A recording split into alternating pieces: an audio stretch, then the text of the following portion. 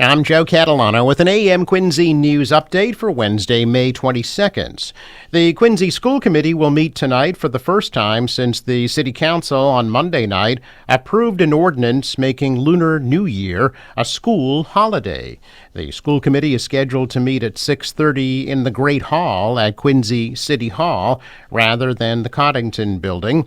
On the agenda tonight, a request for funding for outside counsel from committee members Paul Bergoli, Tina Cahill, Emily Lebo, and Kathy Hubley. City Solicitor Jim Timmons told the City Council that there were no impediments to them voting to make Lunar New Year a school holiday. Councilor-at-Large Nina Liang amended her initial proposal to make Lunar New Year a citywide holiday after Timmons said the council did not have that authority. The school committee had previously voted against the school holiday for Lunar New Year, so it is unclear if the school committee will have to vote again on that issue. 3 high school students from Quincy are charged with attacking a group of teens from Duxbury at the Kenmore Square T station in Boston earlier this month. 18-year-old Aiden McGinnis and 2 17-year-olds are facing charges for the attack that left Duxbury High School student Phoenix Suarez with severe facial injuries. Police video confirms that McGinnis and the other 2 suspects attacked the victims after a Red Sox game in an unprovoked assault. McGinnis faces charges of unarmed robbery and assault and battery. He was ordered held on $1,500 bail and is due back in court on June 24th. The 17-year-olds were held on $200 bail and are also back in court on June 24th. The victims told police that one of the attackers had a knife. Police say video of the incident posted on social media helped them identify the suspects with the help of Quincy school officials. The suspects have been ordered to stay away from the victims, and 2 more suspects are still being sought. A Haitian migrant accused of raping a 15-year-old girl at a shelter in Rockland has been indicted on child rape charges. 26-year-old Corey Alvarez of Haiti, who was living at the Comfort Inn, was indicted by a Plymouth County grand jury yesterday, charging him with 1 count each of aggravated rape of a child with a 10-year age difference and a rape of a child by force. In March, Alvarez pleaded not guilty to those charges and was held without bail. He's still behind bars. The indictments follow an investigation by Rockland police after officers responded to the Comfort Inn on Hingham Street on March 13th on a report of a sexual assault. The Comfort Inn is currently part of a government program to house migrant families, and Alvarez did live at that address. The human bones, including a skull found in a brook in Easton this month, have been identified as belonging to a man last seen in September of 2021. Teeth helped to identify the bones as belonging to Matthew Yeomans, an Easton man whose grandfather reported him missing September 21st of 2021. The bones were discovered May 1st in a brook near Yeomans' Easton home. Investigators have yet to identify the cause or manner of Yeomans' death. When police were investigating the discovery of the remains, officers were seen in the yard of a house on Summer Street near Blackbrook Road. Authorities said at the time they were first called in when residents found what appeared to be a human skull in a stream by their house. Officers then later found human bones.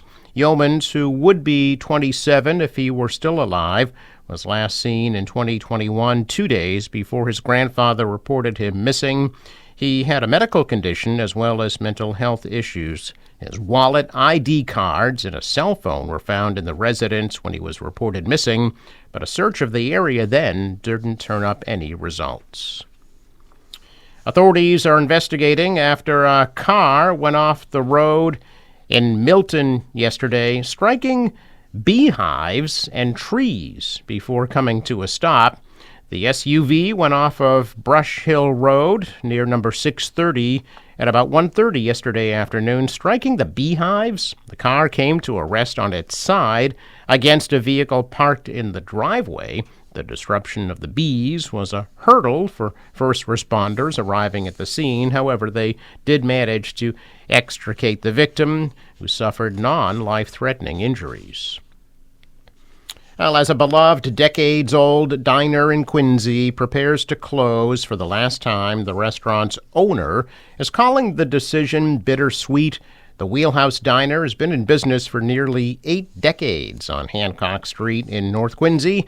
Leanne McDonough, who has owned it for 13 years, says she's closing the business on June 30th amid a dispute with a new landlord and overwhelming repair costs on the aging building.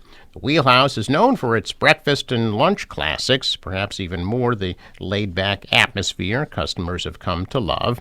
During McDonough's 13 years owning the diner, she's made lifelong bonds with customers, whom she says are more like family to her. All 4 of her children worked at the Wheelhouse.